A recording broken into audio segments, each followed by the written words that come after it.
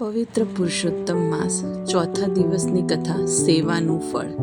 એક ડોશી અને એક ડોસો રહે. તેમને ઘરે 3 દીકરા.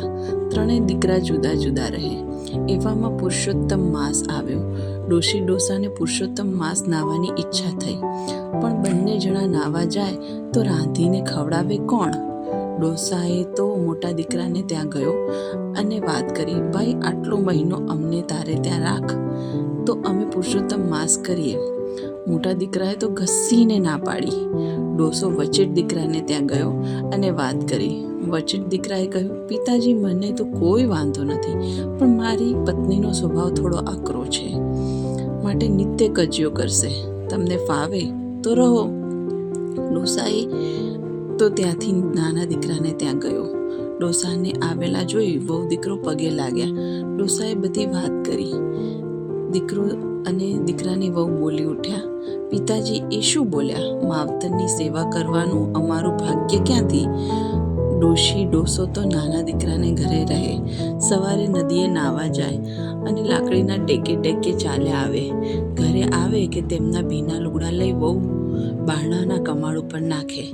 કમાડની પાછળ કોઠી હતી, તેમાં ભીના લુગડા ટપક્યા કરે. વહુ કામથી નવરી પડે એટલે સારી રીતે નીચોવીને સૂકવે. પુરુષોત્તમ માસ પૂરો થયો. ડોશી ડોસાએ નાની વહુ અને દીકરાને આશીર્વાદ દીધા. અચાનક વહુની નજર પેલી કોઠી ઉપર પડી. વહુ જુએ છે તો આખી કોઠી મોતીથી છલોછલ ભરેલી. તેણે પોતાના પતિને વાત કરી. સૌના આશ્ચર્યનો પાર ન રહ્યો.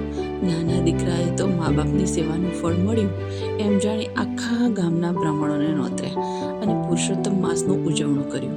બીજા 2 દીકરાઓએ આ વાતની જાણ થઈ કે પુરુષોત્તમ માસમાં ડોશી ડોસા નાનીને જે લુગડા લાવતા તેમાંથી જે પાણી ટપકતું તેના મોતી બની ગયા.